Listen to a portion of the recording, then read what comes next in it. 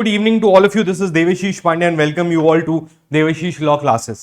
So आज से हम एक नया सब्जेक्ट स्टार्ट कर रहे हैं, that is the Bharatiya Nyaya Sanhita 2023।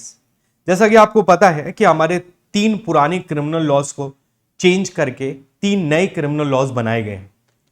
आपको पता है that IPC has been converted to BNS, Bharatiya Nyaya Sanhita. CrPC has been converted to BNSS, Bharatiya Nagarik Suraksha Sanhita, and Indian evidence has been converted to भारतीय साक्ष्य अधिनियम। So now from today we will be discussing the भारतीय न्याय संहिता 2023। सबसे पहले तो अगर आप भारतीय न्याय संहिता या बीएनएस 2023 को देखते हैं तो जो ऑब्जेक्ट है आपके बीएनएस का कहीं ना कहीं from diverging from the Indian penal code कि हमारा उद्देश्य है न्याय करना। द वर्ड भारतीय न्याय संहिता में the word nyay has been kept in between with the object that this law or this statute is actually delivering justice। जैसे अगर आप पिछला नाम देखें तो that was Indian Penal Code। Penal means punishment, penal means किसी को punish करना, लेकिन यहां पे लेजिस्लेटिव इंटेंट भारतीय न्याय संहिता 2023 की ये है कि we want to deliver justice. Justice करने के लिए पनिशमेंट देनी पड़ती है वो एक अलग बात है। लगभग 83 ऑफेंसेस में जो है आप देखेंगे तो फाइन बढ़ाया गया है और लगभग 33 ऑफेंसेस में पनिशमेंट बढ़ाया गया है from the IPC to the Bharatiya Nyaya Sanhita. But the object is कि हम जस्टिस डिलीवरी सिस्टम को रोबस्ट करना चाहते हैं by virtue of Bharatiya Nyaya Sanhita 2023। That is the object of the legislation. जब हम इसको देखते हैं सबसे पहले एक सिंपल चीज समझते हैं कि हमारे देश के जो लॉज होते हैं वो 2 पार्ट में बटे होते हैं। हमारे देश के जो लॉज हैं वो या तो सब्सटैंटिव होते हैं, सब्सटैंटिव लॉ, या फिर प्रोसीजरल लॉ। ध्यान से जरा इस बात को समझिएगा। प्रोसीजरल लॉ, सब्सटैंटिव लॉ का मतलब होता है ऐसा लॉ जो हमारी राइट्स एंड लायबिलिटीज को डिफाइन करता है। मतलब ऐसा लॉ जो आपको कुछ राइट्स देता है और उन राइट्स के वायलेशन पे करस्पॉन्डिंग रेमेडी प्रोवाइड करता है। जैसे भारतीय न्याय संहिता या फिर इंडियन कॉन्ट्रैक्ट एक्ट या फिर ट्रांसफर ऑफ प्रॉपर्टी एक्ट या आपके पर्सनल लॉज, ये आपको क्या बताते हैं कि आपके पास क्या राइट्स हैं। जैसे इंडियन कॉन्ट्रैक्ट एक्ट का सेक्शन 37 क्या बताता है कि अगर 2 लोगों ने एक वैलिड कॉन्ट्रैक्ट एंटर किया है so they have to perform their contractual obligations, और अगर वो अपने कॉन्ट्रैक्चुअल ऑब्लिगेशंस परफॉर्म नहीं करेंगे तो उसको ब्रीच कहा जाएगा और ब्रीच के लिए फिर उनको कॉम्पनसेशन देना पड़ेगा। तो ये बात इंडियन कॉन्ट्रैक्ट एक्ट में कही जाती है जो कि एक सिविल लॉ। इसी तरीके से भारतीय न्याय संहिता आपको राइट्स देता है, आपको एक पीसफुल लाइफ लीड करने के राइट्स देता है कि आपकी प्रॉपर्टी को कोई चुराएगा नहीं। अगर आपकी कोई प्रॉपर्टी है, अगर मेरा ये सेलफोन है, so the cellphone belongs to me, so nobody else has the right to take it away from me, and if somebody takes it away from me then it will amount to an offence of theft और extortion whatever, तो वो बनेगा। तो ऐसी परिस्थिति में फिर सामने वाले को क्या पनिशमेंट होगी ये बात सब्सटैंटिव लॉ बताता है। तो जब भी हम सब्सटैंटिव लॉज को पढ़ते हैं इन अवर कंट्री, जितने भी हमारे सब्सटैंटिव लॉज देखे, फॉर एग्जांपल हमारा बीएनएस एक सब्सटैंटिव लॉ है, हमारा इंडियन कॉन्ट्रैक्ट एक्ट एक सब्सटैंटिव लॉ है, ट्रांसफर ऑफ प्रॉपर्टी एक्ट एक सब्सटैंटिव लॉ है, फैमिली लॉ में बहुत सारे लॉज जो है वो सब्सटैंटिव लॉ है। तो सब्सटैंटिव लॉ आपके राइट्स एंड लायबिलिटीज को क्रिएट करते हैं। वो आपको ये गारंटी देते हैं कि अगर आपके साथ कुछ गलत होगा तो उसके लिए क्या रेमेडी अवेलेबल होगी। आपका कोई राइट है और उस राइट को किसी ने वायलेट किया तो आपके पास क्या करस्पॉन्डिंग रेमेडी होगी, ये बताने वाला स्टैट्यूट सब्सटैंटिव लॉ कहलाता है। क्या कहलाता है? सब्सटैंटिव लॉ कहलाता है। Whereas when we talk about the procedural law, तो प्रोसीजरल लॉ में आपका बीएनएसएस आता है, सीपीसी आता है और बीएसए आता है मेजरली। उसके बाद लिमिटेशन एक्ट आता है और भी लॉज आ सकते हैं। तो प्रोसीजरल लॉ आपको बताता है कि what is the mechanism of enforcing the remedy before a court of law.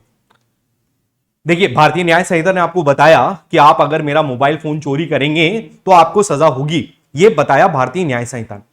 लेकिन आपको सजा कैसे होगी? There has to be a proper process और there has to be a systematic flow कि आप पहले एफआईआर रजिस्टर करेंगे, पुलिस इन्वेस्टिगेशन करेगी, इन्वेस्टिगेशन के बाद मैजिस्ट्रेट साहब कॉग्निजेंस लेंगे, चार्ज फ्रेम करेंगे, ट्रायल होगा, ट्रायल के बाद आपका कन्विक्शन होगा और उसके बाद सेंटेंस हियरिंग के बाद आपको सेंटेंस दिया जाएगा। मेरा कहने का मतलब प्रोसीजरल लॉ क्या कर रहे हैं? Procedural law are telling you a mechanism to avail the remedy that is provided in the substantive law. तो सब्सटैंटिव लॉ में आपके राइट्स एंड लायबिलिटीज को प्रोटेक्ट करने के प्रोविजंस दिए हुए और उनको अचीव कैसे करना है ये हमारा प्रोसीजरल लॉ बताता है। So that is the basic understanding substantive और प्रोसीजरल लॉ की। जितने भी हम मेजर लॉज पढ़ेंगे, फॉर एग्जांपल बीएनएसएस पढ़ेंगे, भारतीय साक्ष्य अधिनियम पढ़ेंगे या सीपीसी पढ़ेंगे, तो उन सभी लॉज में ये लॉजिक ही चलता है, that is the substantive and procedural. तो सब्सटैंटिव और procedural I hope very clear है। एक बार यस और नो लिखते रहेगा कि एक basic understanding that what is a substantive law and what is a procedural law. That brings us to the Bharatiya Nyaya Sanhita which is a substantive law.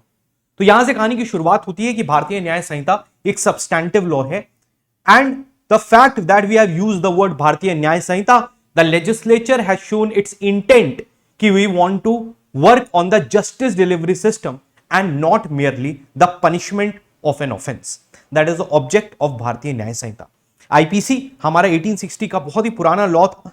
बहुत सारे provisions ऐसे थे जिनकी जरूरत नहीं थी, बहुत सारे प्रोविजंस ऐसे थे जो कोर्ट्स के द्वारा वॉइड डिक्लेयर कर दिए गए थे। जैसे आप एडल्ट्री की बात करें, आप 377 की बात करें, तो बहुत सारे प्रोविजंस कोर्ट के द्वारा भी, और बहुत सारे प्रोविजंस ऐसे थे जो नए जरूरत थे।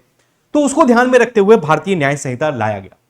भारतीय न्याय संहिता की एक इंपॉर्टेंट बात मैं आपको और बताता हूं when we start the discussion on Bharatiya Nyaya Sanhita, there has been a structural change in the IPC. तो स्ट्रक्चरल चेंज भी एक फंडामेंटल चीज है जो भारतीय न्याय संहिता को थोड़ा सा डिफरेंट बनाती है। जैसे अब अगर आप देखेंगे, जैसे आप बीएनएसएस और बीएसए में देखते हैं, तो रफली सेक्शंस का ऑर्डर चेंज नहीं हुआ है। अगर आप भारतीय नागरिक सुरक्षा संहिता या बीएसए को देखते हैं तो उसमें the flow of the sections has not changed from the previous laws, but when you talk about Bharatiya Nyaya संहिता तो इसमें सेक्शंस को भी चेंज किया गया। जैसे विमेन और चाइल्ड रिलेटेड ऑफेंसेस को स्टार्टिंग में डाला गया। जैसे अगर आप आईपीसी देखेंगे तो स्टेट के अगेंस्ट ऑफेंसेस, वेजिंग वॉर, ये सब पहले थे, और ऑफेंसेस अगेंस्ट वुमेन बाद में थे, और वुमेन के अगेंस्ट ऑफेंसेस अलग अलग जगह पे पड़े हुए थे, स्कैटर्ड थे। तो अब भारतीय न्याय संहिता ने क्या किया है कि पहली चीज तो कि offences against women and children को आगे ले आए। डेफिनेशन क्लॉज के बाद जनरल एक्सप्लेनेशन, जनरल एक्सेप्शंस के बाद हमने क्या कर दिया है, offences against women and child. उद्देश्य यह था कि हम दिखा सकें that we are very serious for protecting the women and children of the country and this is the prime responsibility of the state. तो ये चीज यहां पे बताई गई। तो ये कुछ फंडामेंटल चेंजेस है जो बीएनएस में है। Over the period of time हम इनको देखेंगे, बहुत सारी चीजें बेहतर की गई हैं। जैसे चाइल्ड की डेफिनेशन को लेके एक कंप्लीट अंडरस्टैंडिंग, 18 साल से कम उम्र का बच्चा आप चाइल्ड होगा। पहले बहुत सारी जगहों पे किडनैपिंग के बारे में बात करें या अलग अलग ऑफेंसेस में अलग अलग एज दिए हुए थे। तो ऐसी परिस्थिति में अब क्या हुआ है कि जो एज है वो चाइल्ड की 18 इयर्स फ्लैट कर दी गई है पूरे एक्ट के लिए। इसी तरीके से जैसे ल्यूनेटिक, इडियट, इनसेन, ये सब चीजें अलग अलग शब्द यूज किए जाते थे, अब पर्सन ऑफ अनसाउंड माइंड का जो वर्ड है उसी को यूज किया जाएगा थ्रू आउट द एक्ट। ये कुछ माइनर चेंजेस हैं जो आपको भारतीय न्याय संहिता में देखने को मिलते हैं, उनको हम as and when it comes तो करेंगे। तो अभी हमने फिलहाल के लिए सिर्फ दो बातें समझी। पहली चीज हमने समझी कि एक सब्सटैंटिव और प्रोसीजरल लॉ में क्या फर्क होता है। Bharatiya Nyaya Sanhita is a substantive law which talks about the rights and liabilities that are given, and if these rights are violated, then what is the remedy that the other person can avail, that is given under the Bharatiya Nyaya Samhita as a substantive law. And procedural laws provide you a mechanism how these substantive laws can be achieved. ये पहली बात हमने समझी। दूसरी हमने समझी भारतीय न्याय संहिता का नाम और भारतीय न्याय संहिता में जो स्ट्रक्चरल चेंजेस किए गए हैं उनका क्या लॉजिक है। That is the second thing that we have understood. Now let's move on to the third thing of the day. तो ये बात आपको समझ में आई, बहुत बेसिक थी, इसमें कोई बहुत रॉकेट साइंस नहीं था। Now there are two words that you have to understand before we go on to the Bharatiya Nyaya संहिता का बेयर एक्ट पे हम जाएंगे। उससे पहले आपको समझना है दो वर्ड्स होते हैं, एक होता है क्राइम, एक होता है ऑफेंस। ठीक है, so there are two words, crime and offence. देखो क्राइम जो होता है वो एक ब्रॉडर वर्ड होता है, मतलब क्राइम के अंदर बहुत सारी चीजें आती हैं। क्राइम कैसे बनता है इस पे भी थोड़ी सी बात कर लेते हैं, ठीक है, तो आपको समझ में आएगा। बेसिकली क्या होता है कि एक सोसाइटी जो होती है वो कई बार कुछ चीजों को सही या गलत मानती है। मेरी बात जरा ध्यान से समझना, कैसे क्राइम कैसे बनता है। जैसे फॉर एग्जाम्पल एक एग्जाम्पल लेते हैं कि क्राइम जो होता है वो सोसाइटी के हिसाब से होता है। फॉर एग्जाम्पल कि हमारे देश में अभी तक एडल्ट्री, थोड़े टाइम पहले तक एडल्ट्री एक ऑफेंस हुआ करता था, लेकिन अगर आप इंग्लैंड में जाएंगे तो वहां पे एडल्ट्री एक ऑफेंस नहीं हुआ करता था। ठीक है, तो मेरा कहने का मतलब है कि क्राइम और ऑफेंस जो होते हैं ना, वो सोसाइटी के हिसाब से डिसाइड होते हैं। किसी एक सोसाइटी में एक स्पेसिफिक एक्ट, एक क्राइम या ऑफेंस हो सकता है और किसी सोसाइटी में नहीं हो सकता है। In fact with the changing time एक सोसाइटी में क्राइम और ऑफेंस की डेफिनेशन बदलती रहती। समझिएगा जरा, सिंपल भाषा में अगर क्राइम और ऑफेंस की बीच की डेफिनेशंस की बात करें कि ये क्या होते हैं, तो एक सिंपल अंडरस्टैंडिंग है कि क्राइम का मतलब कोई भी सोशल रॉन्ग हो सकता है, सोशल रॉन्ग हो सकता है, लेकिन अगर किसी सोशल रॉन्ग के लिए कोई पनिशमेंट प्रोवाइडेड है, कोई पनिशमेंट प्रोवाइडेड है, तो वो ऑफेंस कहलाएगा। क्या समझे आप? कि अगर कोई भी सोशल रॉन्ग है और उसके लिए कोई पनिशमेंट प्रोवाइडेड है सरल भाषा में, तो हम उसको ऑफेंस कहेंगे।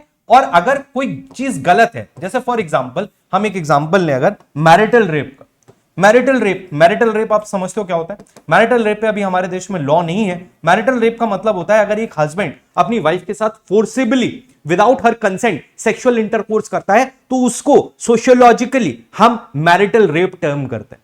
ये एक ऑफेंस नहीं है हमारे देश में एज ऑफ नाउ। अब ये ऑफेंस नहीं है, लेकिन ये क्राइम की कैटेगरी में आ सकता है क्योंकि ये पनिशेबल नहीं है, गलत है, सोसाइटल कंसाइंस की वजह से ये गलत है, ये क्राइम हो सकता है, but this is not an offence. तो क्राइम और ऑफेंस में क्या फर्क है?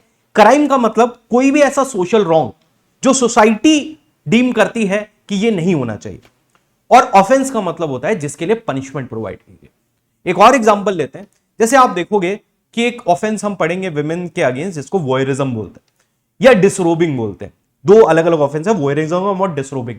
वॉयरिज्म का मतलब होता है कि अगर कोई महिला किसी प्राइवेट एक्ट में इन्वॉल्व है where she does not wishes कि कोई भी व्यक्ति उसको देखे, तो ऐसे में कोई उसको देखता है या उसकी रिकॉर्डिंग करता है, कुछ करता है, तो उसको वॉयरिज्म कहते हैं।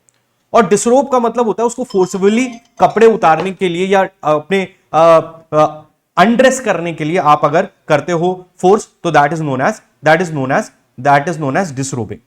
अब आपको समझना यह है कि ये विमेन सेंट्रिक ऑफेंसेस हैं, ठीक है। लेकिन आप मुझे बताओ कि क्या एक मैन के साथ वोयरिज्म नहीं हो सकता, या एक मैन के साथ डिसरोबिंग नहीं हो सकता? ठीक है, लड़कों को अपना शर्ट वट उतारने में मजा आता है, अच्छा भी लगता है, वो एक अलग बात है। बट अगर कोई एक ऐसा इंसान है जो इस चीज में कंफर्टेबल नहीं है, तो वो भी एक ऑफेंस हुआ ना, लेकिन वो ऑफेंस नहीं है, क्राइम है।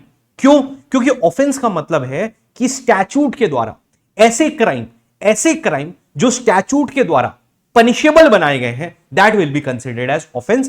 एंड द सोशल रॉन्ग्स जो सोशल ऑर्डर के खिलाफ है और the social order does not allows them, उनको वी से क्राइम, उसको हम क्राइम कहते हैं।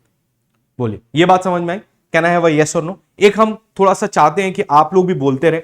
सीधे की एक बात समझिएगा, एक टीचर का पढ़ाना जो है वो बहुत हद तक स्टूडेंट्स पे डिपेंडेंट होता है। The more you are proactive in the class, the more questions you ask, the more reply you do, it makes us better, कि हाँ कोई हमारी कीमत करने वाला है, हमारी बात को सुनने वाला है। So we get more energy and we get enthusiastic. So आपको जो भी चीज समझ में आ रही है, नहीं भी आ रही है, तो यू कीप आस्किंग। तो मैंने आपसे कहा कि सर दो चीज आपको समझनी है कि क्राइम और ऑफेंस में फर्क क्या होता है। तो क्राइम का मतलब एक सोशल ऑर्डर के अगेंस्ट चीज है। देखो क्राइम का भी अगर आप देखोगे ना, तो crime over the period of time बनता है, ठीक है। जैसे जब सोसाइटी को क्या चीज गलत लगती है, वही क्राइम है। मेरी बात समझना, आज हमारे देश में, हमारी सोसाइटी में एडल्ट्री एक ऑफेंस नहीं है, ठीक है। क्यों? क्योंकि जो common conscience of the society थी, उसको लगा कि विमेन के जो राइट्स हैं उनको भी कंसिडर करना चाहिए, और हमने उसको एज अ ऑफेंस हटा दिया। तो मेरा कहने का मतलब है टाइम टू टाइम ऑफेंसेस भी चेंज होते हैं। कोई चीज जैसे 377 इतने साल तक ऑफेंस रहा, लेकिन अब उसको हटा दिया गया। मैरिटल रेप आज तक ऑफेंस नहीं है, आपको क्या पता कि कुछ साल बाद वो एक ऑफेंस बन जाए। तो ये एक, मैं आपको ये समझाना चाहता हूं कि ये सोसाइटी की इंटेंट के साथ चेंज होता है। मतलब सोसाइटी किस चीज को मानती है कि ये नॉन नेगोशिएबल है, इसको ऑफेंस बनाओ, और सोसाइटी किस चीज को क्राइम मानती है कि भाई गलत तो है लेकिन हम पनिश नहीं कर रहे। तो lesser degree of wrong is crime and higher degree of wrong is offence. ठीक है, ये बात आपको समझ में आ गई। So that is the basic thing. तो आज तीसरी चीज जो हमने पढ़ी that is the difference between offence and crime. ठीक है, तो अभी आपको समझना है आईपीसी के अंदर सारे ऑफेंस हैं या आईपीसी के अलावा भी जो आपके स्पेशल और लोकल लॉज रहते हैं, टाडा, पोटा, यूएपीए और एनडीपीएस एक्ट, उसमें भी जो ऑफेंस ही होते हैं जिनकी पनिशमेंट दी गई है। तो कभी भी आप देखिएगा, जैसे आज मैं अभी पढ़ा रहा था, आईटी एक्ट भी पढ़ा रहा था या एनडीपीएस पढ़ा था, narcotics, drugs and psychotropic substance, तो उधर भी जो चैप्टर है वो लिखता है ऑफेंसेस एंड पेनल्टीज। मेरे ध्यान से बात सुनिए, वहां पे क्राइम नहीं लिखता है, हर जगह ऑफेंस लिखा होता है, क्योंकि ऑफेंस का मतलब होता है an act that is made punishable by law, an act that is been made punishable by law. तो ये छोटी छोटी चीजें अगर आप देखते रहेंगे तो आपको समझ में आ जाएगा। Sir, is the social wrong different from moral wrong? Definitely. Moral wrong तो ये होता है कि मॉरल रॉन्ग उससे भी एक लेसर डिग्री, मतलब क्राइम से भी लेसर डिग्री पे अगर आप जाओगे तो ये मॉरल रॉन्ग होगा। क्राइम से भी लेसर डिग्री जो है वो है मॉरल रॉन्ग। मॉरल रॉन्ग क्या है कि एक बच्चा पानी में डूब रहा था, आपको स्विमिंग आती थी बट आपने उसको नहीं बचाया, तो neither it is a crime nor it is an offence, it might be a moral wrong. आपकी खुद की कंसाइंस पे सवाल है कि आप कैसे इंसान हैं कि आप एक इंसान की जान नहीं बचा सकते, बट इसको ना क्राइम कहेंगे और ना हम कहेंगे इसको offence. So that is a moral wrong. तो मॉरल रॉन्ग बहुत सारी चीजें हो सकती हैं। मॉरल रॉन्ग हो सकती है कि आप रोड पे जा रहे थे, किसी का एक्सीडेंट हुआ था, आप चाहते तो आपके पास समय था, आप उसको हॉस्पिटल पहुंचा सकते थे, आपने नहीं पहुंचाया, that is a moral wrong. आपने गलत किया लेकिन ये इतना बड़ा गलत नहीं है जिसके लिए आपको सजा दी जाए या जिसके लिए उसको क्राइम टर्म किया जाए। ठीक है, so that is the thing that you have to understand. चलिए, और देखो, नहीं मॉरल रॉन्ग में तो पनिशमेंट का सवाल ही नहीं। Is the preamble of BNS also states that rate, हाँ करेक्ट दानिश जी, प्रियम्बल में भी ऑफेंसेस की बात की गई है। तो कैटेगोरिकली जितनी भी लॉज हैं, जहां भी ऐसे कोई भी एक्ट्स हैं जिसमें पनिशमेंट होगा वो ऑफेंस कहलाएगा, इतनी सी बात। ठीक है, हाँ, मॉरल रॉन्ग में तो कोई पनिशमेंट ही नहीं है। मॉरल रॉन्ग में तो उसको ये है कि कोई सबसे लेस डिग्री है, ठीक है, रॉन्ग की। ये बात आपको तीसरी बात समझ में आ गई। ठीक है, अब इसके आगे हम मूव करते हैं। So these are the three things that we have understood till now. Now moving on to the fourth thing of the day. अब समझते हैं सबसे important, that is the elements of crime. Elements of crime, देखो मेरी बात समझो, पीछे वाली बात को बस एक और लाइन में बोल दूं कि स्टेट को जाना ही इससे जाता है कि वो कितनी पीस रख सकता है। तो स्टेट जब लॉ बनाता है तो उसका इंटेंट यही है कि सोशल ऑर्डर में कैसे पीस आए। तो जो आपको सही लगता है उसको वो ऑफेंस नहीं बनाएगा और जो गलत लगता है आपको वो ऑफेंस हो जाएगा। तो that's how it works. But let's come back to the next topic, that is the most important topic, जो है एलिमेंट्स ऑफ क्राइम। एक क्राइम के क्या क्या एलिमेंट्स होते हैं, मतलब एसेंशियल्स क्या क्या होते हैं, what actually constitutes an offence या what actually constitutes a crime per se, उसकी हम बात करने वाले। देखिए, सबसे पहली चीज होती है, एक क्राइम में बेसिकली चार चीजें होती है। एक क्राइम में चार चीजें होती हैं, इनको हम बोलते हैं एसेंशियल्स ऑफ क्राइम। जब भी हम बीएनएस पढ़ना शुरू करते हैं तो सबसे पहले हम एसेंशियल्स ऑफ क्राइम को देखते हैं कि क्राइम के अंदर क्या क्या चीजें होनी चाहिए। उसके बाद हम प्रोविजंस पे जाते हैं, हम बेयर एक्ट पे जाएंगे, प्रियम्बल देखेंगे, सारी चीजें देखेंगे। But first is the essentials और द एलिमेंट्स ऑफ क्राइम। पहला क्राइम होता है ह्यूमन बीइंग। पहला एसेंशियल होता है ह्यूमन बीइंग। देखो, कहने का मतलब कि जो रॉन्ग डूअर होता है वो हमेशा एक ह्यूमन बीइंग होता है। जिस तरीके के ऑफेंसेस हम आईपीसी में पढ़ेंगे, बीएनएस में पढ़ेंगे या बाकी किसी लॉज में पढ़ेंगे, जितने भी क्राइम, उनके लिए ये चार एसेंशियल है। पहला है ह्यूमन बीइंग, दूसरा है मेंस रिया, उसके बाद है एक्टस रियस, और चौथा है इंजरी। ये चार चीजें जब होती हैं तभी एक ऑफेंस बनता है या कभी एक क्राइम बनता है। क्राइम और ऑफेंस को थोड़ा सा उसमें इंटरचेंजेबली यूज हो जाए तो ऐसा कोई परेशान होने की जरूरत नहीं। आंसर में आप लोग सही तरीके से लिखना, बस उतना इंपॉर्टेंट। सो मैं आपसे कह रहा हूं कि चार एसेंशियल्स होते हैं क्राइम के। पहला ह्यूमन बीइंग, दूसरा मेंस रिया, तीसरा एक्टस रिया और चौथा इंजरी। ये 4 स्ट्रेट एलिमेंट्स होते हैं। अगर आपसे मेंस में भी क्वेश्चन आता है what are the elements of crime, तो यही 4 एलिमेंट्स होते हैं। एक और एलिमेंट है जो मेरे द्वारा बनाया गया है, मतलब कुछ बुक्स में मैंने पढ़ा है बट कुछ बुक्स में नहीं भी लिखा रहता है, तो उसके बारे में हम बात करेंगे, बट मेजरली 4 एलिमेंट्स होते हैं। पहला है ह्यूमन बीइंग। ह्यूमन बीइंग का मतलब यहां पे है ऑफेंडर से। ह्यूमन बीइंग का मतलब यहां पे ऑफेंडर से है, विक्टिम से नहीं है, ऑफेंडर से है। जनरली ऑफेंडर से है कि जो अपराध करने वाला व्यक्ति है वो ह्यूमन बीइंग होना चाहिए, ऑफेंडर से है। मेरी बात ध्यान से समझना, एक जानवर को मारता है तो आईपीसी में पनिशेबल नहीं है, ठीक है, और एक जानवर अगर इंसान को भी मार देता है तो भी आईपीसी में पनिशेबल नहीं है। हां, ऐसा चीज हो सकता है कि मान लीजिए आपका कोई पेट डॉग है और आपकी नेग्लिजेंस की वजह से या किसी और कारण से उसने किसी पे अटैक कर दिया और उसको ग्रीवियस हर्ट कर दिया या कोई भी ऑफेंस कर दिया, तो आप लाइबल हो सकते हो क्योंकि आप ओनर हो उस एनिमल के। लेकिन पर से जो एसेंशियल कंडीशन है एक क्राइम की, कि क्राइम हमेशा एक ह्यूमन बीइंग के द्वारा कमिट होना चाहिए। अगर ह्यूमन बीइंग के द्वारा कमिट नहीं हो रहा है, मशीनरी के द्वारा हो रहा है, मशीनरी को आप कंट्रोल नहीं कर रहे हो, अपने आप हो रहा है। जैसे फॉर एग्जांपल बहुत ही अनफॉर्चुनेट चीजें होती हैं, जैसे मान लीजिए अभी आपने देखा होगा एक ग्लेशियर फटा और बहुत सारा पानी आ गया, फ्लड आ गया या अर्थक्वेक आ गया और लोग मर गए, तो आप इसमें किसको, आप किसी को मर्डर के लिए नहीं कर रहे हो ना, पनिश किसको करोगे, नहीं पॉसिबल है। इसी तरीके से आप जंगल में गए, शेर ने आप पे अटैक कर दिया, तो आप शेर को नहीं पनिश करोगे, ठीक है, वो that is not possible. But यहां पे हमेशा जो ह्यूमन बीइंग है वही ऑफेंडर होता है, ये बात आपको ध्यान रखनी। दूसरा है मेंस रिया। मेंस रिया का मतलब होता है guilty state of mind. Guilty state of mind, state of mind. देखो एक प्रिजम्पशन है लॉ का, एक प्रिजम्पशन है लॉ का, एक प्रिजम्पशन है लॉ का, एक प्रिजम्पशन है लॉ का कि गिल्टी स्टेट ऑफ माइंड का मतलब है कि कोई भी एक्ट ऑफेंस नहीं होगा जब तक आपने उसको इंटेंट नहीं किया। मतलब आपने ये नहीं सोचा है, मतलब आपने वो सोच के अगर नहीं किया है तो लॉ कहता है कि वो गिल्टी नहीं होगा।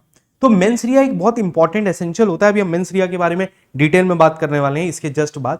सो that is the guilty state of mind, और द स्टेट ऑफ माइंड कि आप कोई ऑफेंस करना चाहते हैं, दैट इज द मेंस रिया, ठीक है। मेंस रिया के बाद एक्टस रियस। एक्टस रियस क्या है? एक्टस रियस वो एक्ट है that is made punishable by law, act that is made punishable by law, made punishable by law, punishable by law. इसको हम गिल्टी एक्ट भी बोलते हैं। The physical act which has been made punishable,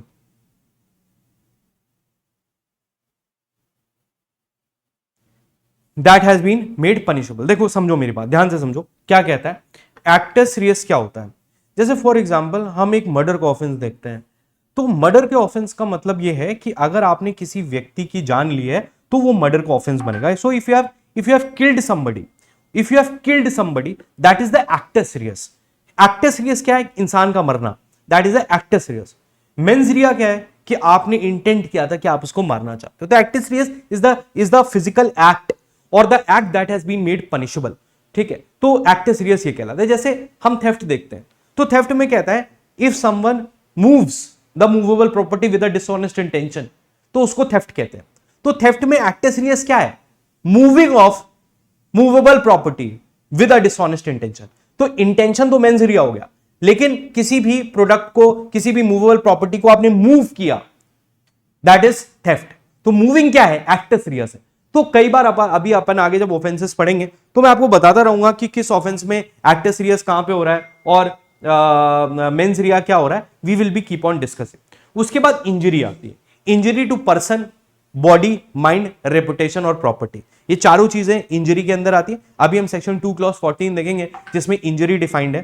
तो injury में सारी चीजें आती हैं। It's a injury to a person's body, mind, reputation और प्रॉपर्टी। वो चीज हम इंजरी के साथ समझेंगे। तो बेसिकली ये 4 एसेंशियल्स हैं, फॉर द टाइमिंग आपको याद रखने हैं कि ये 4 एसेंशियल्स होते हैं एलिमेंट ऑफ क्राइम, ठीक है। कुछ लोग लगातार कॉल करते रहते हैं जिसकी वजह से बड़ा डिस्टर्बेंस हो जाता है क्लास में। इतना सा बात नहीं समझ में आता है, अगर किसी का कॉल नहीं उठ रहा है तो उसका मतलब है ही इज इन क्लास और ही इज ऑक्यूपाइड, ठीक है। But people will keep on tick tick tick tick tick tick. चलो कोई बात। अब बात करते हैं मेंस रिया की या गिल्टी स्टेट ऑफ माइंड की। अब देखो मेंस रिया का सिंपल मतलब है कि आप किसी भी ऑफेंस के लिए तभी लायबल होंगे जब आपकी इंटेंट थी वो ऑफेंस करने की। तो लॉ का ये प्रिजम्पशन है, लॉ का ये प्रिजम्पशन है कि भाई अगर कोई व्यक्ति किसी चीज को इंटेंट नहीं कर रहा है और उसके बाद वो उससे हो जाती है तो लॉ कहता है हम उसको पनिश नहीं करेंगे। That is the basic logic of the mains रिया। ये बात आपको समझ में आती है? नाउ ये समझ में आती है मेंस रिया की बात आपको। और यार ना फ्लो इतना अच्छा होता है कि उसको फ्लो को लोग बार बार करके टूर का तोड़ देता है। चलिए अब मैं आपको समझा रहा था कि मेंस रिया का मतलब होता है, मेंस रिया का मतलब होता है guilty state of mind. Mains rea का मतलब होता है कि आपने किस आशय से किसी एक्ट को किया है। अब देखो एक सिंपल बात समझो कि मेंस रिया पता करने के लिए कोई आपके दिमाग में मशीन लगा के तो पता नहीं करेगा कि आपका मेंस रिया क्या था। मेंस रिया जो होता है वो आपके एक्ट से समझ में आता है। ठीक है, अभी हम आपको एग्जांपल से समझाएंगे कि किस तरीके से यू डिड्यूस कि सामने वाले का क्या मेंस रिया था, तो उसके बारे में हम बात करेंगे। बट सबसे पहले देखते हैं मेंस रिया जो है उससे रिलेटेड कई सारे वर्ड्स जो हैं वो यूज होते हैं। ठीक है, मेंस रिया के कई सारे वर्ड्स जो हैं वो यूज होते हैं। मेंस रिया में क्या क्या वर्ड्स यूज होते हैं आप एक बार देखिएगा। जैसे एक वर्ड यूज होता है मोटिव, एक वर्ड यूज होता है मोटिव। मोटिव के बाद एक वर्ड यूज होता है इंटेंशन, एक वर्ड यूज होता है नॉलेज। ध्यान से समझना जरा बात को, थोड़ा टेक्निकल है नॉलेज। एक वर्ड यूज होता है reason to believe, reason to believe. एक वर्ड यूज होता है नेग्लिजेंस। जनरली मेंस रिया को डिपिक्ट करने के लिए ये सारे, हाँ एक सेकंड जरा रुकिएगा आप लोग, है ना, एक सेकंड सॉरी।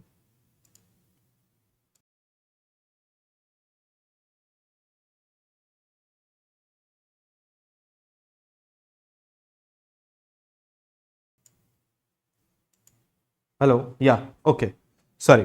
तो मैं आपको कह रहा हूं कि मैं आपको सारी चीजें बताऊंगा। अरे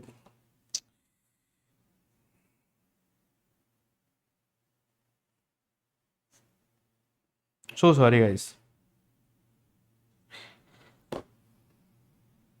okay, so I was saying कि हम मेंस रिया की बात कर रहे थे। मेंस रिया का मतलब होता है गिल्टी स्टेट ऑफ माइंड। अब मैं कह रहा हूं कि मेंस रिया को समझें और समझाने के लिए बहुत सारे वर्ड्स आपके बेयर एक्ट्स में यूज्ड होते हैं। ठीक है, ये सारे मेंस रिया के वर्ड्स होते हैं जैसे motive, intention, knowledge, reason to believe और नेग्लिजेंस। अगर आपको बीएनएस को समझना है, अगर आपको बीएनएस के ऑफेंसेस को समझना है तो इन कुछ वर्ड्स को समझना जरूरी है before we go on to the intricacies of the bare act. ठीक है, क्या कहता है? Motive, intention, knowledge, reason to believe और नेग्लिजेंस। ये 5 एसेंशियल्स होते हैं, 5 तरीके से हम मेंस रिया को समझाते हैं। एक बार समझिएगा, सबसे पहले मोटिव। मोटिव क्या होता है? मोटिव एक अटमोस्ट ऑब्जेक्टिव पर्पस होता है। मोटिव शब्द का प्रयोग अभी समझना, आपको समझ में आएगा, थोड़ा सा इंतजार करना। आपको लगेगा सर अभी ये सब बातें बहुत सारी डिफिकल्ट लग रही होंगी आपको, but once you understand this ना, the entire bare act will be a cakewalk for you. ठीक है, so just hold on for a while and try to understand the way I am teaching. Once you understand all these things it will become very easy for you. ठीक है, okay so हाँ, preparation की बात हम करेंगे, preparation की बात करेंगे, अलग से बात करेंगे। अब देखिए मैं आपसे कहना चाहता हूं कि when we talk about the concept of mens rea under the Bharatiya Nyaya Sanhita, so there are various words that are used in order to depict that what is mens rea. The first word that we are discussing is motive. Motive शब्द जो है वो BNS में तो use नहीं है। भारतीय साक्ष्य अधिनियम में मोटिव की बात होती है कि मोटिव कैसे relevant. Motive is the utmost, motive is the utmost objective or the purpose why you are doing any act. मैं आपको समझाता हूं। there is a difference between motive and intention. Intention क्या होता है? इंटेंशन होता है desire to produce a particular consequence. मेरी बात समझिएगा, मान लीजिए आज मेरी और आपकी लड़ाई हुई, आज मेरी और आपकी लड़ाई हुई और आप अपने 4 दोस्तों के साथ आए और मुझे बहुत मार पीट के चले गए।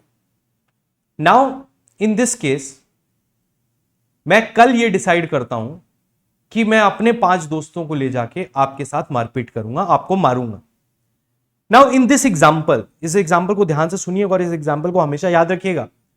इस एग्जाम्पल में मेरा इंटेंशन है कि मैं आपको चोट पहुंचाऊं, मेरा इंटेंशन है कि मैं आपको ग्रीवियस हर्ट दूं, मेरा इंटेंशन है कि मैं आपके हाथ पैर तोड़ दूं, ये मेरा इंटेंशन है। लेकिन मेरा मोटिव है कि मैं आपसे रिवेंज, ध्यान से समझिएगा। अगर आपने मेरे साथ मारपीट करी तो मेरा मोटिव है that I want to take revenge from you. Revenge लेने के बहुत सारे तरीके हो सकते हैं, उनमें से किसी एक तरीके को अप्लाई करना इज नोन एज इंटेंशन। मेरी बात ध्यान से समझिएगा। इंटेंशन का मतलब होता है desire to produce a particular outcome. Intention का क्या मतलब होता है? Desire to produce a specific consequence, a specific consequence। Motive का क्या मतलब होता है? ऑब्जेक्टिव क्या है आपका? ऑब्जेक्टिव क्या है? ऑब्जेक्टिव और पर्पस, दैट इज मोटिव। ध्यान से समझना, 2 भाइयों के बीच में एक जमीन को लेकर विवाद हो रहा है। There is a dispute between 2 brothers with reference to a piece of land. एक भाई ने उस पर कब्जा कर लिया। अब आपका मोटिव है कि आप उससे रिवेंज लेना चाहते, कि उसने आपकी प्रॉपर्टी पे कब्जा कर लिया गलत तरीके से। नाउ योर मोटिव इज कि आप उससे रिवेंज लेना चाहते। अब उस मोटिव को अचीव करने के लिए आप बहुत सारे तरीके कर सकते हो। आप केस फाइल कर सकते हो, कोई दिक्कत नहीं है। आप उसके साथ मारपीट कर सकते हो, वो एक ऑफेंस हो जाएगा, बट आपकी इंटेंशन है। आप उसको सबक सिखाने के लिए उसके बच्चे को किडनैप करवा लिया आपने, क्या है? इंटेंशन थी। मोटिव क्या था? मोटिव था रिवेंज लेना। मोटिव क्या था? रिवेंज लेना। तो मेरा कहने का मतलब है कि जब भी आपको मोटिव और इंटेंशन, इन दोनों में डिफरेंस निकालना होता है, तो आप ये पूछो कि कोई भी इंसान कोई भी एक्ट क्यों कर रहा है? Y? The answer to why is motive, and how, the answer to how is intention। कैसे कर रहा है, उसका ऑब्जेक्ट है रिवेंज लेने का, बट वो रिवेंज कैसे ले रहा है, वो इंटेंशन दर्शाता है। देखो, मोटिव भारतीय न्याय संहिता में कहीं पे भी रिलेवेंट नहीं, लेकिन जब आप भारतीय साक्ष्य अधिनियम देखते हो तो मोटिव एक इंपॉर्टेंट एसेंशियल है किसी की गिल्ट को प्रूव करने के लिए। अगर आप ये नहीं दिखा पा रहे हो कि सामने वाले का मोटिव नहीं है, देखो बिना मोटिव के कोई काम नहीं करता है। मैं रास्ते पे जा रहा हूं, कोई इंसान जा रहा है, मैं उसको क्यों जबरदस्ती मार दूंगा, अकारण क्यों कर दूंगा? मैं साइको किलर हूं तो एक बात अलग है, but otherwise I will not hurt that person. I will hurt him only if I have a motive to achieve. And motive achieve करने के लिए क्या मेथड मैं अपनाता हूं, वो इंटेंशन कहला। मेथड क्या होगा, वो इंटेंशन। रिवेंज आप 10 तरीके से ले सकते थे। मान लीजिए आप मुझे मार के गए, मैं रिवेंज आपसे 10 तरीके से ले सकता था। मान लीजिए हम दोनों जुडिशियल एस्पिरेंट्स हैं, ठीक है, आप मुझे मार के गए, मैं जज बन के रिवेंज ले सकता हूं कि देखो तुम नहीं बन पाए, मैं बन गया। ये एक तरीका हो सकता है। रिवेंज लेने का तरीका हो सकता है आप केस फाइल कर दो। रिवेंज लेने का तरीका होता है आप मारपीट कर दो, आप किडनैपिंग कर लो, कुछ भी कर लो। तो द आइडिया इसकी इंटेंशन वो अल्टीमेट ऑब्जेक्ट होता है, जो पर्टिकुलर कॉन्सिक्वेंस आप लेना चाहते हो, दैट इज इंटेंशन। और मोटिव है उसके पीछे का reason, why you want to have that consequence. आप क्यों उसके मारपीट करना चाहते हो? आप सवाल पूछते हो ना, भाई क्या बिगाड़ा है इसने तेरा, क्यों मारना चाहता है? तो वो जो क्यों का सवाल है ना, दैट इज मोटिव। तब वो बताते हैं नहीं इसने मेरे साथ ऐसा किया था तो मैं इसको मारना चाहता हूं। तो मोटिव वो होता है और इंटेंशन होता है कि स्पेसिफिक आउटकम। अब इंटेंशन के बाद नॉलेज आता है। नॉलेज का मतलब होता है कि कोई भी प्रूडेंट इंसान prudent person aware of the consequences. समझना मेरी बात को। अभी मैं आपको एक एग्जांपल देता हूं, उससे आपको समझ में आए। जैसे मान लीजिए फॉर एग्जांपल, ध्यान से सुनिएगा, बहुत इंपॉर्टेंट बात कर रहा हूं, थोड़ा सा फ्लो बिगड़ गया था बट अभी फ्लो वापस आ गया है ना। फॉर एग्जांपल, मैं अपनी कार तेज स्पीड में चला रहा हूं, ठीक है, तो और एक बिजी रोड पे मैं अपनी कार तेज स्पीड में चला रहा हूं, और उसके बाद कोई सामने आता है और उसको टक्कर लग जाती है और उसकी डेथ हो जाती है। तो यहां पे मेरी इंटेंशन नहीं थी उस व्यक्ति को मारने की, लेकिन मेरे पास नॉलेज था कि अगर मैं एक क्राउडेड स्ट्रीट पर कार को तेज से चलाऊंगा तो there is a possibility that somebody may die. मेरी बात समझिए, अगर मुझे किसी व्यक्ति को कार से मारना है और मैं जानबूझ के, खाली रोड पे वो साइड में चल रहा है और मैं कार लेके तेजी से गया और उसको ही टक्कर मार दी, देन इट इज इंटेंशन, क्योंकि मैं यही डिजायर्ड कॉन्सिक्वेंस प्रोड्यूस करना चाह रहा था। लेकिन अगर मैं एक रोड पे बढ़िया तेजी से गाड़ी चला रहा हूं, मुझे अच्छा लगता है, मुझे मजा आता है गाड़ी तेज चलाना, और एक क्राउडेड रोड है और वहां पे कोई मर जाता है, तो मेरी इंटेंशन नहीं थी, इंटेंशन हाईएस्ट डिग्री होती, इंटेंशन नहीं थी कि मैं किसी को मारना चाहता हूं, लेकिन मेरे पास नॉलेज थी कि अगर मैं इस क्राउडेड स्ट्रीट पे अपनी कार तेज चलाऊंगा तो there is a possibility that somebody might die. That is known as knowledge. Example के लिए, अगर आप किसी व्यक्ति को मारने जा रहे हो और आपने बंदूक से उस पर गोली चलाई और उसके सर पे गोली चलाई, तो ऐसे में this was the desired consequence, आपकी इंटेंशन थी टू किल हिम। समझिएगा बात को। वहीं अगर आपने पैर पे गोली चलाई तो उसके बाद वो व्यक्ति मर गया, तो आपके पास नॉलेज हो सकती है that the person would have died because of your bullet, but you did not have the intention to kill him. मेरी बात समझिएगा। अगर आप डंडा लेके किसी को मारने जाते हैं, उसके हाथ पे, पैर पे, कहीं पे भी आप मारते हैं, उसके बाद वो व्यक्ति मर जाता है, तो you might have the knowledge to do that, but you don't have the intention. लेकिन अगर आप एक गंडासा लेके या खुरपी लेके जाते हो, उसके सर पे मार देते हो, तो you have the intention to kill that person. Navjot Singh Sidhu का एक केस हम पढ़ेंगे, जो नवजोत सिंह सिद्धू हमारे फॉर्मर क्रिकेटर हैं और पॉलिटिशियन भी हैं, उनके साथ यही हुआ था। किसी ने उनकी कार पे टक्कर मार दी थी, या ऐसा कुछ रोड रेज का केस था, एग्जैक्टली तो मुझे नहीं याद, बट मैं आपको सुपरफिशियली बता रहा हूं। तो वो निकले नवजोत सिंह सिद्धू जी, और वहां पे वो बंदा था, बहस होने लगी तो उन्होंने एक घूसा मार दिया, और उन्होंने हाथ से घूसा मारा और वो व्यक्ति मर गया। अब नाउ यहां पे इंटेंशन नहीं प्रिज्यूम की गई, क्योंकि अगर कोई हाथ से घूसा मार रहा है तो उसको नॉलेज तो है कि इसको चोट लग सकती है, लेकिन उसकी इंटेंशन उसको मार डालने की नहीं है। तो इंटेंशन पता चलती है आपके एक्ट से, आपने किस तरीके से किया। इंटेंशन का मतलब होता है कि वही डायरेक्ट कॉन्सिक्वेंस आप चाहते हो। कार वाला एग्जांपल देखा आपने, लाठी का एग्जांपल देखा, और ये घूसे वाला एग्जांपल देखा, और बंदूक वाला एग्जांपल देखा। इन सारे में इंटेंशन का मतलब होता है जहां पे आप पिन पॉइंटेड वही रिजल्ट चाहते हो। अगर मुझे किसी को मारना है, मैं गाड़ी तेज लेके आ रहा हूं, मैं उसी के ऊपर जाके चढ़ा रहा हूं, दैट इज इंटेंशन। लेकिन मैं नॉर्मल गाड़ी चला रहा हूं, कोई सामने आ गया, भिड़ गया, तो मेरे पास नॉलेज हो सकती है अगर मैं गाड़ी तेज चला रहा था, लेकिन मेरी इंटेंशन नहीं थी किसी को मारने की। समझ पा रहे? तीसरा चीज आता है reason to believe. Reason to believe का मतलब होता है sufficient cause to believe. Sufficient cause to believe, sufficient cause to believe. अब रीजन टू बिलीव का क्या मतलब होता है? रीजन टू बिलीव का मतलब होता है नॉलेज से लेसर डिग्री, लेकिन on the basis of the circumstances ऐसा लगता है कि यही चीज है। एक एग्जांपल देता हूं, आप लोग अक्सर अगर अपनी कार से कहीं घूमने जाते होगे किसी हाईवे वगैरह पे, तो वहां पे आपको एक बंदा मिलता होगा जो आपको एप्पल के एयरपॉड्स देता होगा। वो आपके पास आएगा, उसके पास 4-5 एयरपॉड्स होंगे, कहेगा भैया ये एप्पल का ओरिजिनल एयरपॉड है और आप इसको ले लीजिए, मेरे पास 2 ही 3 बचे हैं, बिल नहीं है अभी, बिल हम बाद में दे देंगे, आप इसको ले लीजिए, ये 2000 का मैं आपको दे दूंगा। उसकी वैल्यू 20,000, 30,000, 40,000 डिपेंडिंग ऑन कौन सा वो हेड मॉडल है, बट अच्छी खासी वैल्यू होती है। एवरेज वैल्यू 30,000 पकड़ लेते, वो आपको 2000 का दे रहा है। रात को सन्नाटे में सब चीज, आपने उससे पूछा भी कि ये चोरी का माल तो नहीं है? उसने कहा नहीं सर, मेरी शॉप है, बंद हो गई थी मेरी शॉप, तो मैं ऐसे इंडिविजुअली जाके लोगों को बेच देता हूं जो भी मेरे पास सामान बचा है। अब now in this case if you purchase that AirPods और उसके बाद आपके ऊपर रिसीविंग स्टोलन प्रॉपर्टी का आरोप लगता है कि आपने स्टोलन प्रॉपर्टी को रिसीव किया है।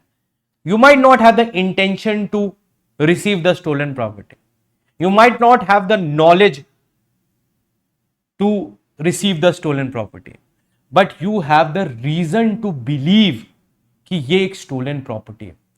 This is known as reason to believe. इसका एक बहुत ही प्यारा एग्जांपल है, एक केस था, मैं नाम आज भूल गया हूं, कल मैं ले आऊंगा। एक आदमी था, नहीं अच्छा वो तो नॉलेज का था, नॉलेज का था कि उसने एक घर में आग लगा दी, कोई व्यक्ति अंदर था, वो मर गया। तो भले आपको उसको मारने की इंटेंशन नहीं थी लेकिन नॉलेज थी, है ना, तो वो नॉलेज का एग्जांपल था। और रीजन टू बिलीव के केस में आपको यह समझना है कि अगर सफिशिएंट कॉज टू बिलीव है आपके पास कि यह चीज हो सकती है, that is known as reason to believe. ठीक है, that is reason to believe. Reason to believe के बाद नेग्लिजेंस। नेग्लिजेंस का सिंपल मतलब होता है lack of due care, lack of due care, lack of due care. Generally हम देखते हैं कि नेग्लिजेंस के केस में जब तक डेथ कॉज नहीं होती तब तक लाइबिलिटी नहीं होती। कॉजिंग डेथ बाय नेग्लिजेंस एक ऑफेंस है, मतलब अगर नेग्लिजेंस से डेथ कॉज हुई है तो आपकी लाइबिलिटी बनेगी, बट अदरवाइज नेग्लिजेंस एग्जेम्प्टेड है अगर आपने प्रॉपर केयर एंड कॉशन लिया।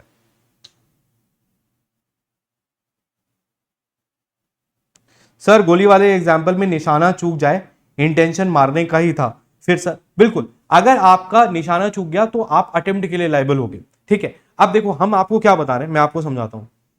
अभी हम ऑफेंसेस पढ़ेंगे, मेरी बात ध्यान से सुनना।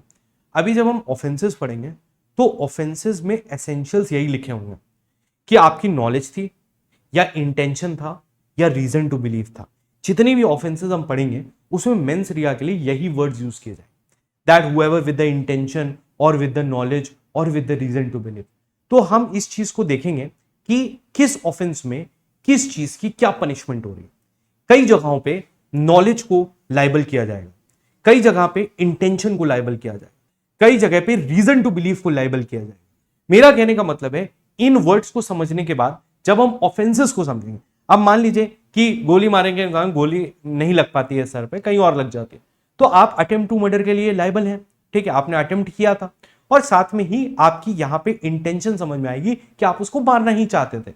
इंटेंशन कैसे पता चलती है? ऐसे ही मैंने आपको बार बार क्या बोला कि मेंजरिया में आपके पास कोई मशीन नहीं है जो आपके दिमाग में लगा के बता सके कि कैसे क्या होना है, बट आइडिया यह है कि आप इसको ऐसे कर सकते, ऐसे bye virtue of the acts आप ऐसे कर सकते हैं। ठीक है, समझ में आया आपको? समझ में आया आपको? यहां तक की बात समझ में आई? So these are the words. जैसे आप रैशली गाड़ी चला रहे हो, रैश और नेग्लिजेंट तरीके से, बट आपके पास कोई भी रीजन नहीं है कि आप किसी को किल करना चाहते। ठीक है, ठीक है, खैर आपको ये बातें समझ में आई, ये सारी बातें आपको मेंस एरिया के बारे में समझ आई। तो मैंने आपको जो चौथा पॉइंट समझाया वो ये था कि एक चीज होती है मोटिव। मोटिव होता है कि आप कोई एक्ट क्यों करना चाहते हो, why you want to take revenge. जैसे आप इस कोर्स को क्यों ज्वाइन करना चाहते हो? क्योंकि आप जज बनना चाहते हो। आपका रीजन क्या है? जज बनने का। अब उसके लिए आप ये कोचिंग ज्वाइन कर सकते हो, कोई और कोचिंग ज्वाइन कर सकते हो, कुछ भी ज्वाइन कर सकते हो। तो मोटिव होता है अल्टीमेट ऑब्जेक्ट क्या है आपका पर्पस क्या है, दैट इज मोटिव। इंटेंशन का मतलब होता है desired consequence. Devashish law classes आपने ज्वाइन किया, ये आपकी इंटेंट थी। क्यों? आपका मोटिव क्या था? जज बनना। ठीक है, तो इंटेंट थी डिजायर्ड कॉन्सिक्वेंस करना। नॉलेज का मतलब होता है कि जहां पे आपकी इंटेंट नहीं है लेकिन आपको पता है कि यहां से कोई भी चीज हो सकती है, दैट इज नॉलेज। नॉलेज के बाद we have understood the concept of reason to believe, negligence, और ये सारे पांचों चीजें आपको समझ में। तो एक बार मुझे यस और नो बताइए, सबको समझ में आ गई? कोई भी प्रॉब्लम नहीं है? No problem with this? ठीक, ठीक है, यहां तक की बात समझ आई?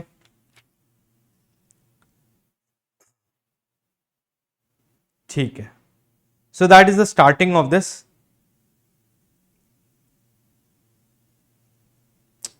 चलिए, ठीक है, ठीक है, ठीक है, बताइए।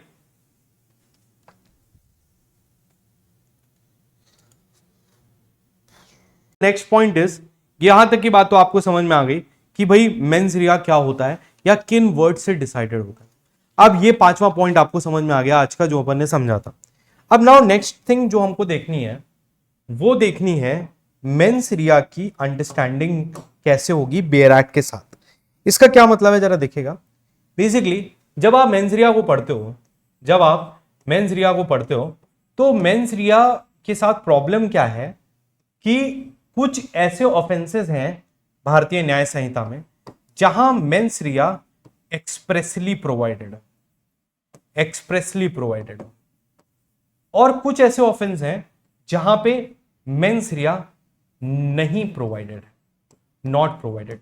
इसका मतलब देखो हम तो ऑफेंस के हिसाब से पढ़ेंगे, हर ऑफेंस में हम देखेंगे नॉलेज इंटेंशन कहता है, जो भी ऑफेंस कहता है जिस तरीके से उस तरीके से हम उसको निकालेंगे। बट एक नई प्रॉब्लम इसके बाद जो हमारे पास आती है that is when you see the bare act of the Bharatiya Nyaya Sanhita, majority of the offences do mention mens rea, majority of the offences do mention mens rea, मतलब they write knowledge intention reason to believe और बाकी चीजें दे right. But कुछ जगहों पे ऐसा होता है जहां पे मेंस रिया प्रोविजन में नहीं दिया हुआ है, मतलब एब्सेंट है। जैसे देयर आर 5 मेजर ऑफेंसेस जिसमें मेंस रिया नहीं दिया हुआ है, bigamy, waging war, counterfeiting coins, kidnapping and abduction. तो ऐसे कुछ प्रोविजंस हैं जैसे bigamy, bigamy, waging war, kidnapping, kidnapping, kidnapping, उसके साथ में counterfeiting coin, counterfeiting coin, counterfeiting coin. ऐसे कुछ प्रोविजंस हैं जहां पे मेंस रिया के बारे में लिखा ही नहीं है, मतलब mens rea as an essential provision में प्रोवाइडेड नहीं है। तो अब यहां से एक नई डिबेट शुरू होती है, यहां से एक नई डिबेट शुरू होती है जो अलग अलग स्कूल्स ने समझाई, अलग अलग केसेस ने समझाई, that is with reference to the requirement of mens rea. अब सवाल यह आता है कि बेयर एक्ट में बहुत सारे ऐसे ऑफेंस हैं, 5-7 ऑफेंस इसमें हैं और बाकी और लॉज में भी होंगे। बट सवाल यह आता है कि जब किसी भी लॉ में किसी भी ऑफेंस के अंदर मेंस रिया एक्सप्रेसली प्रोवाइडेड नहीं है कि ऑफेंस बनने के लिए मेंस रिया की जरूरत है, तो आप उसको कैसे अंडरस्टैंड करेंगे। मतलब इसका मतलब यह है, जैसे एक केस था, आपको केस के साथ समझाता हूं, आपको समझ में आएगी बात मैं क्या कहना चाह रहा हूं। जैसे एक केस था आर वर्सेस प्रिंस का, एक केस था आर वर्सेस प्रिंस का। आर वर्सेस प्रिंस का जो केस था ये किडनैपिंग पे बेस्ड था। बेसिकली ये प्रिंस साहब जो होते हैं एक लड़की को भगा के उसके साथ शादी कर लेते हैं और बाद में जब पकड़े जाते हैं तो ये कहते हैं कि सर हमें तो ये पता ही नहीं था कि ये लड़की जो है माइनर है, ये लड़की दिखने में 18 साल से ऊपर लग रही है और इसने जो मुझे बताया था वो भी इसने बताया था कि इसकी एज ज्यादा है, तो मुझे पता ही नहीं था कि ये माइनर है, तो मेरे पास मेंस रिया नहीं था। देखो कंसेंटिंग एडल्ट्स अगर एक साथ कहीं भी जाना चाहते हैं तो वो कोई ऑफेंस नहीं, ठीक। लेकिन अगर आप माइनर को उसके लॉफुल गार्जियनशिप की कंसेंट के बिना ले जाते हो तो वो किडनैपिंग बनता है। सिंपल भाषा में we will be dealing with the law of kidnapping in detail, but logically speaking this is the law.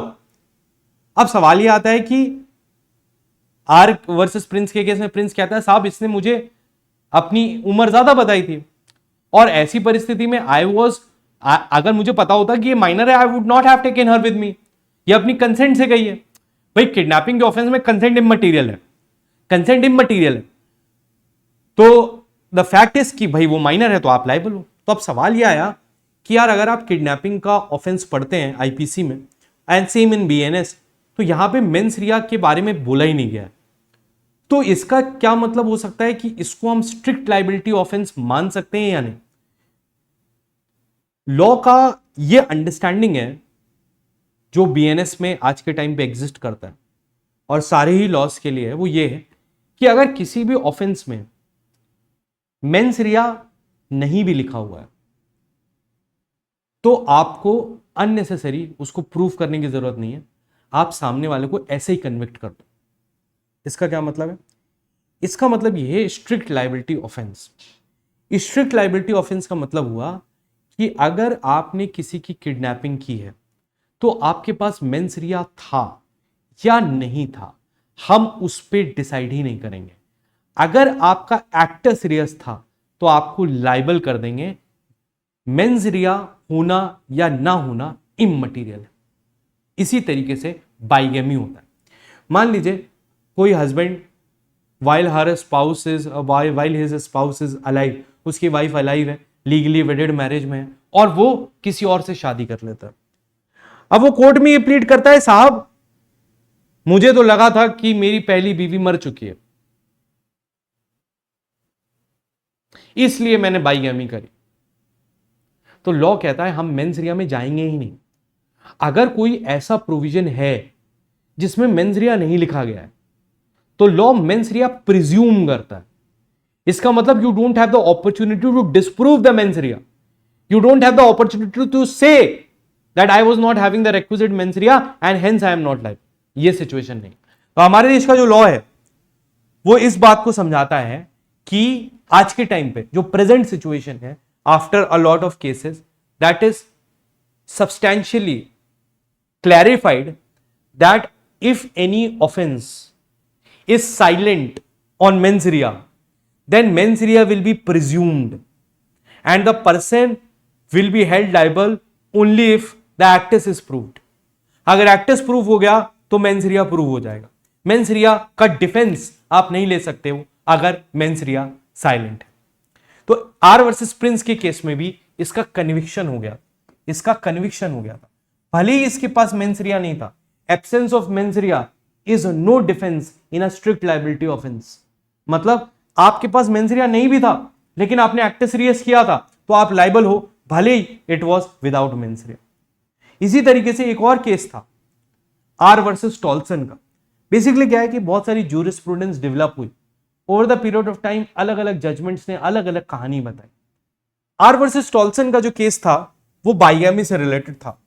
R versus Toulson का केस, आर वर्सेस टॉल्सन के केस में एक हस्बैंड जो था वो बहुत टाइम के लिए बाहर चला गया कहीं और उसका कोई खबर नहीं था। Over the period of time उससे बहुत कांटेक्ट करने की कोशिश करी गई बट उससे कोई कांटेक्ट नहीं था, उसने घर बार सब छोड़ दिया था और जितने भी लोग उसके जान पहचान वाले थे they never knew about the whereabouts कि वो व्यक्ति कहां गया।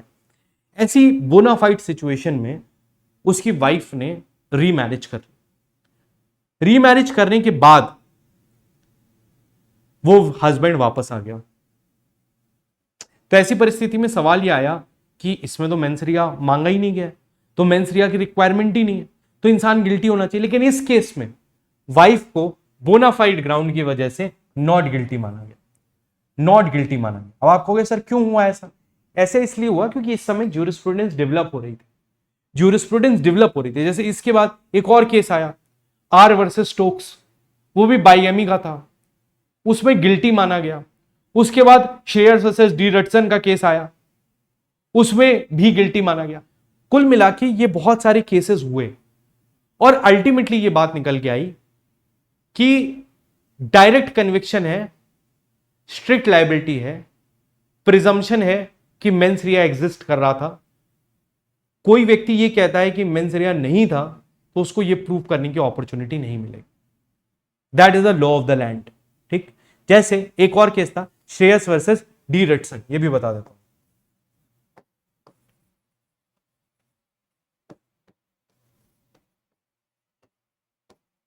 डी रटसन, इसमें क्या हुआ था, जब आप एक्साइज एक्ट पढ़ते हैं, अलग अलग स्टेट के एक्साइज एक्ट होते हैं जो इंटॉक्सिकेटिंग सब्सटेंसेस से डील करते हैं, मेजरली लिकर से डील करते हैं।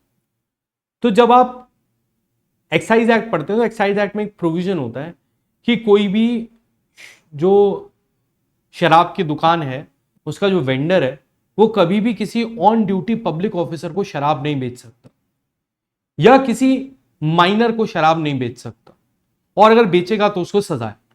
अब इस केस में यही हुआ कि एक वेंडर ने एक ऑन ड्यूटी पुलिस वाले को, जो कि अपनी ड्रेस में नहीं था, एक नॉर्मल इंसान की तरह आया और उसको उसने लिकर बेच दिया। और अब सवाल यह आया कि वेंडर की लायबिलिटी क्या होगी। सवाल वही है कि भाई मेंस रिया का रिक्वायरमेंट नहीं है इस ऑफेंस के अंदर, अब आपने इंटेंट किया था या नहीं इंटेंट किया था, आपने अगर पुलिस ऑफिसर को दिया है तो आप लायबल हो। तो यहां पे वेंडर को लायबल करा गया, वेंडर को लायबल किया गया। क्यों किया गया? क्योंकि एक स्ट्रिक्ट लायबिलिटी ऑफेंस है, प्रिजम्पशन है मेंसरिया का, प्रिजम्पशन है कि आपकी मेंसरिया एग्जिस्ट कर ही रही है, आप उसको डिस्प्रूव नहीं कर सकते। इसी तरीके से एक और केस था, MH George versus State of Bombay. MH George versus State of Bombay के केस में क्या हुआ कि एक पर्सन था जो बहुत सारा गोल्ड कैरी करे हुआ था और उसकी एक कनेक्टिंग फ्लाइट थी जो इंडिया से होते हुए जा रही थी। वो पहले भी इंडिया से होते हुए जाता था और वो एक specific gram of gold carry करता था। हाल में एक नोटिफिकेशन आई थी गवर्नमेंट की कि इस क्वांटिटी से ज्यादा गोल्ड कैरी करना एक ऑफेंस है। उसने वो नोटिफिकेशन पढ़ी नहीं थी। ऐसा हुआ होगा कि आजकल में नोटिफिकेशन इफेक्टिव हुई और परसों वो ट्रैवल कर रहा है तो उसको ध्यान में नहीं दिया उसने।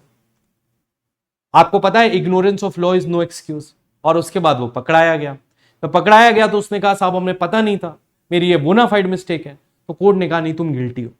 मेरा कहने का मतलब है कि with the help of all these cases we come to a simple conclusion that if there is any offence जहां पे मेंस रिया का रिक्वायरमेंट नहीं है, मतलब the provision does not requires the proving of mens rea, तो वहां पे you don't have to take the defence of mens rea. Mens rea is presumed and you are liable only if the actus is proved. तो अगर acts prove हो गया है तो mains रिया था या नहीं था, it is immaterial, the person will be liable. और इसका लॉजिक ये भी दिया गया over the period of time कि हमारे जो लॉज हैं वो इतने डिटेल्ड हैं, कोडिफाइड लॉ हैं, इतने डिटेल्ड है। भारतीय न्याय संहिता भी इतना डिटेल में सब चीजों को सही करते हुए बनाई गई है। उसके बाद भी अगर कुछ ऑफेंसेस में आपने मेंस रिया की रिक्वायरमेंट नहीं रखी है तो इसका मतलब यह है कि लेजिस्लेचर ये चाहता है कि हम इस एक्ट के अंदर मेंस रिया को देखेंगे ही नहीं और मेंस रिया को हम प्रिज्यूम करेंगे कि तुम्हारा मेंस रिया था और अगर एक्टस प्रूव हो गया तो हम तुमको लायबल कर देंगे। क्योंकि अगर लॉ में इतने सारे चेंजेस हो रहे हैं भारतीय न्याय संहिता में तो इस चेंज को करने में क्या दिक्कत थी? 5-6 ही सेक्शंस हैं आईपीसी में एटलीस्ट जिनमें मेंस रिया मिसिंग है और बाकी अलग अलग लॉ में है, फेरा, फेमा, एसेंशियल कमोडिटीज एक्ट, बहुत सारे और हैं जिनके अंदर ये क्वेश्चन आता है मेंस रिया का। तो लेजिस्लेचर उसको ऐड कर सकता था, नहीं किया, मतलब ये एक स्ट्रिक्ट लायबिलिटी ऑफेंस है। Mains rea is presumed irrespective of the fact you had the requisite mens rea or not. That is the logic with reference to mens rea. बोलिए, आया समझ में सभी को? That is the concept of mens rea that we had to discuss. इसके बाद now we will start with the discussion of the Bail Act. But यहां